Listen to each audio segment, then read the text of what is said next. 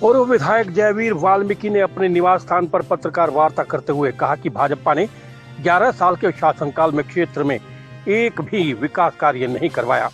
सिर्फ खरखोदा का विकास केवल कागजों में सिमट कर रह गया। कांग्रेस की सरकार के समय बस अड्डा, सरकारी अस्पताल, तहसील भवन, ITI, कॉलेज, सीवर, बाईपास बनाए गए। उन्होंने बताया कि भाजपा पहले कहती थी कि क्षेत्र का विधायक विपक्ष का है, इसलिए विकास नहीं हो रहा। इसमें भी भाजपा के क्षेत्रवाद की राजनीति दिखाई देती है, परंतु आज नीचे से ऊपर तक सब कुछ भाजपा का ही है। चाहे वो केंद्र में हो, प्रदेश में, शहरी क्षेत्र, नगर पालिका में, हर जगह बीजेपी की ट्रिपल इंजन की सरकार है। फिर भी विधानसभा क्षेत्र का विकास ठप पड़ा है। उन्होंने बताया कि नगर पालिका के कर्मचारी क्षेत्रवासियों के काम नहीं कर रहे हैं। सरकारी अस्पताल में सुविधा के नाम पर लीपा पोती की जा रही है। मरीजों को दवाइयां नहीं, टेस्ट की सुविधा नहीं, स्वास्थ्य सेवाओं के नाम पर लोगों को गुमराह किया जा रहा है। पानी निकासी की समस्या सालों पुरानी समस्या है, आज तक उसका समाधान नहीं हो पाया। सब्जी मंडी में थोड़ी सी बरसात में ही घुटनों तक पानी भर जाता है, जिसके निकासी का इंतजाम नहीं हो पाया। शहर में गंदगी का बुरा हाल है। सफाई व्यवस्था चरमरा चुकी है। विकास कार्यों के लिए आवाज उठाई जाती है तो आवाज उठाने वालों पर FIR दर्ज हो जाती है। उन्होंने बताया कि कांग्रेस की सरकार में खरखोदा को मेट्रो से जोड़ने का प्लान तैयार किया गया था, परंतु बीजेपी ने अपने 11 साल के शासनकाल में उसकी तरफ कोई ध्यान नहीं दिया। अगर सरकार ध्यान देती तो आज खरखोदा मेट्रो से जुड़ जाता। उन्होंने बताया कि पूर्व में सोनीपत के बीजेपी के सांसद ने शहर में कई पार्कों का उद्घाटन किया था, परंतु उनके रखरखाव न होने के कारण आज वो खस्ता हालत में पड़े हैं। तालाबों के सौंदर्यीकरण के नाम पर सरकार ढकोसला साबित हुई। तालाबों के सौंदर्यीकरण के नाम पर लोगों को गुमराह किया जा रहा है। प्रदेश में अपराध चरम सीमा पर पहुंच गया है। शहर के अंदर के सभी मुख्य मार्ग के रखरखाव के लिए भाजपा सरकार ने मरम्मत का भी कार्य नहीं करवाया है। नया प्रोजेक्ट लगाने की तो बात बहुत दूर, जो IMT आज क्षेत्र में विकसित हो रही है, इसका मुख्य श्रेय पूर्व मुख्यमंत्री भूपेंद्र सिंह हुड्डा के शासनकाल को जाता है, जिनके समय में ही इस IMT को मूल रूप दिया गया। उन्होंने बताया कि आज वर्तमान का विधायक सिर्फ गलियों तक के निर्माण कार्यों का शुभारंभ करने तक सीमित रह गया है। अभी तक एक भी बड़ा नया प्रोजेक्ट क्षेत्र के लिए नहीं ला पाए। वायदे और दावे तो बहुत बड़े बड़े किए, परंतु वो सिर्फ सिमट कर रह गए। उन्होंने कहा कि सोनीपत ककरोई रोड काफी दिनों से खराब पड़ा है, उसको ठीक करवाने वाला कोई नहीं है। कुंडली पलवल मानेसर एक्सप्रेस वे अनेक जगह से खराब हो चुका है। उससे टोल टैक्स के नाम पर लोगों से कमाई तो की जा रही है, परंतु उसकी मरम्मत करने वाला कोई नहीं, जिस कारण आए दिन हादसे हो रहे हैं। अपराधी बेखौफ होकर प्रदेश में घूम रहे हैं। चोरी, डकैती, लूटपाट और हत्याएं आम बात हो गई है। हाल ही में मनीषा हत्याकांड में सरकार की कार्यप्रणाली पर सवालिया निशान उठ रहे हैं। प्रदेश सरकार द्वारा गोहाना को जिला बनाया जाना प्रस्तावित किया हुआ है, जिसमें बीजेपी सरकार की कार्यशैली से लग रहा है कि खरखोदा को गोहाना में शामिल किया जाएगा, परंतु यदि क्षेत्र को इसमें शामिल किया गया तो इसका पुरजोर विरोध किया जाएगा। यदि सरकार खरखोदा को जिला बना देगी तो फैसले का स्वागत किया जाएगा। इस मौके पर युवा ब्लॉक अध्यक्ष अंकित दहिया और अन्य मौजूद रहे।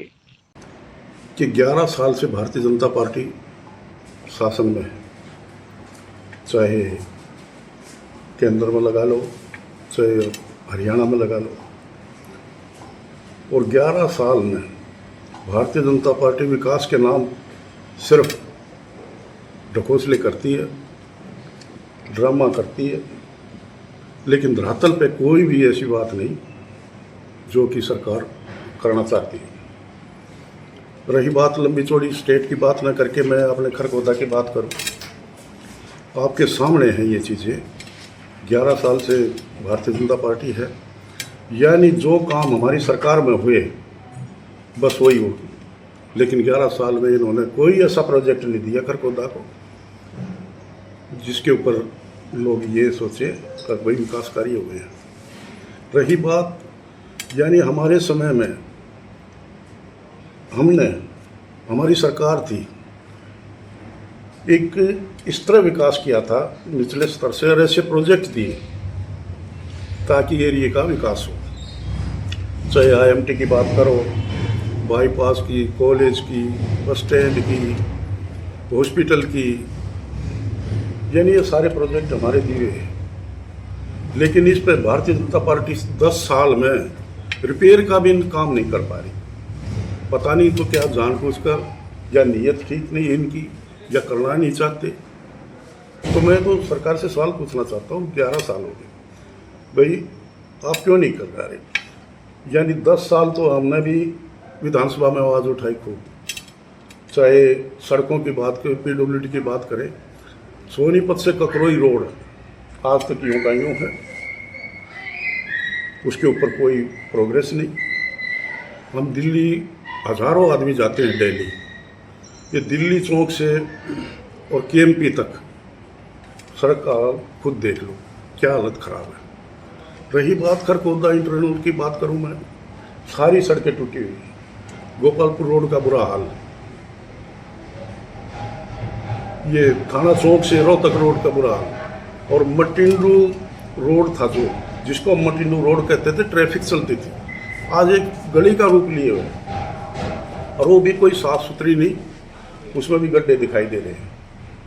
तो ये हालात है।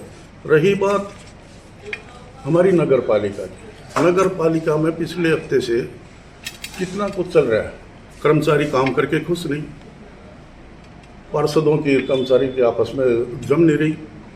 ऐसे ही हमारे सरकारी हॉस्पिटल में ऐसे हालात उसमें हैं। हमने हॉस्पिटल इसलिए बनाया था कि भाई लोगों को सुविधा मिलेगी, लेकिन यहाँ कोई सुविधा नहीं, समय पे कोई दवाई का प्रबंध नहीं, ना कोई टेस्ट, ना कोई ऐसी बातें। तो ये चीज़ें हैं। रही बात पानी की निकासी, कितनी बड़ी समस्या है, लेकिन 11 साल में भी हल नहीं कर पाए तो कब करेंगे? चलो भाई, पहले तो कहते चलो विपक्ष का विधायक बैठा है, अरे अब तो कोई ऐसी बात नहीं होनी चाहिए। सब्जी मंडी में कितना बुरा हाल है पानी भरने का, लेकिन कोई इस तरफ ध्यान नहीं। अधिकारियों से कह के देख लो, अधिकारी कोई जिम्मेवारी नहीं लेता। ये पानी निकासी के बारे में मैं कहना चाहूँ, पानी निकासी में नगर पालिका तो उसके ऊपर थोप देती है, पब्लिक हेल्थ इनके ऊपर थोप देती है, फिर काम कौन करेगा भाई? यहाँ जो मेन अधिकारी बैठे हैं, SDM बैठे हैं, DC बैठे, उन संज्ञान में क्यों नहीं लेते ये काम? अब भाई इनके कम से कम नए काम नहीं कर पाते तो इनको तो कम से कम तो ठीक करो, ताकि लोगों की समस्याएं दूर हो। ऐसे ही गाँव में विकास की बात करें, पंचायतों में कोई पैसा नहीं दिया जा रहा, गलियों का बुरा हाल है, जो हमारे समय में बन गई गलियाँ। और मैं तो यहाँ तक देखता हूँ, अब पता नहीं उद्घाटन कैसे करते हैं, नगर पालिका के काम के लिए कोई दूसरा उद्घाटन करता, चेयरमैन को पता भी नहीं होता। ऐसी ऐसी बातें सुनी गई हैं, जबकि हमारे समय में हमने कभी गलियों के उद्घाटन नहीं किए, प्रोजेक्ट के उद्घाटन करते थे, चाहे कॉलेज थे, चाहे हॉस्पिटल थे, चाहे बाईपास, बस स्टैंड। तो ये होता है विधायक का काम, और विधायक का लोगों की समस्याओं के साथ साथ नए नए प्रोजेक्ट देने का भी काम होता है। सरकार में आवाज़ उठाने का काम होता है, नए प्रोजेक्ट देने का काम होता है।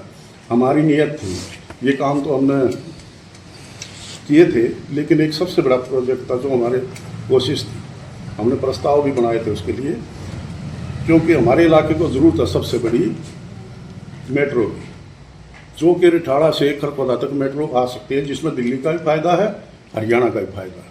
लेकिन उस प्रोजेक्ट के ऊपर कोई बात नहीं कर रहा। ये काम करने वाले ग्रामीण एरिया की बात कर, नहरों में पानी नहीं, सफाई नहरों की नहीं होती, उसके नाम से पता नहीं भ्रष्टाचार होता है क्या होता है। और एक भ्रष्टाचार की बू यूँ आती है, एक पार्क था यहाँ जिसका उद्घाटन उस समय के MP कर गए, और आप लोगों के साथ मैंने भी विजिट किया था, और अब देख लो उसके हालात क्या है।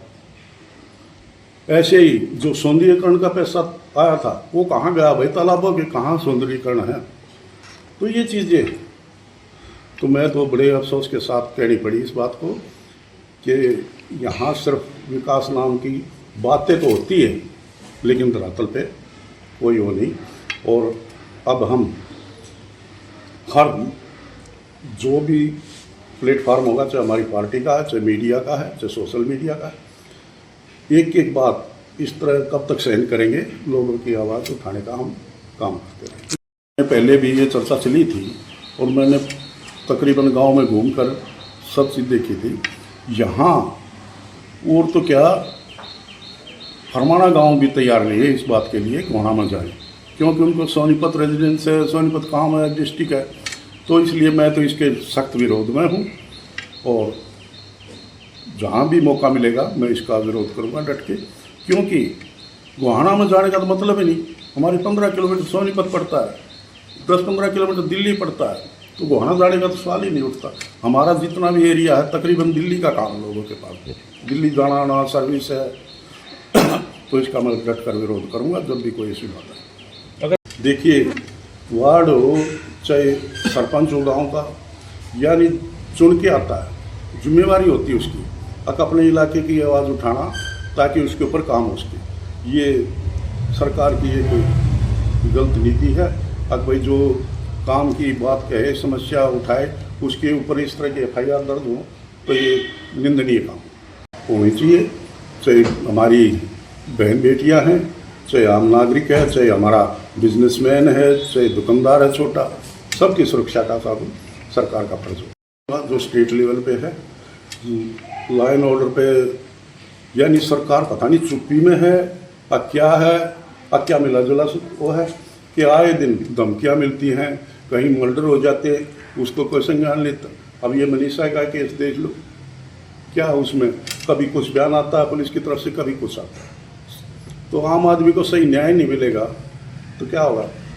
तो मैं तो समझता हूँ, आप सब ने देखा होगा हमारी सरकार में लाइन ऑर्डर के इतने सख्त आदेश थे, या तो बदमाश हरियाणा छोड़ के या जेलों में चले।